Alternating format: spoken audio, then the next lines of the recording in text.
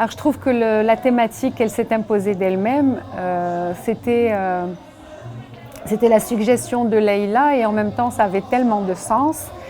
La spiritualité et la neuroscience. J'ai presque envie de dire la spiritualité et la science.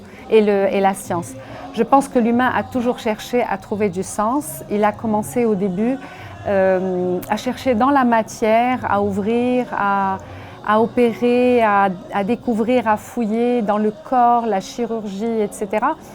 Et puis, un peu plus tard, il s'est rendu compte que la vérité, elle était ailleurs, elle n'était pas dans le corps. Et c'est comme ça que les sciences sont parties explorer des choses un peu plus lointaines, en dehors de la zone de lumière, en dehors de la zone du connu et du su. Et la neuroscience, elle a franchi une étape supplémentaire.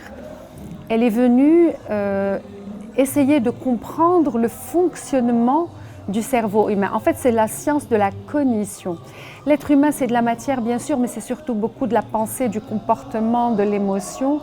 Et la neuroscience, elle est venue essayer de comprendre tout ça. C'est vrai qu'aujourd'hui, c'est une science qui apporte beaucoup de réponses.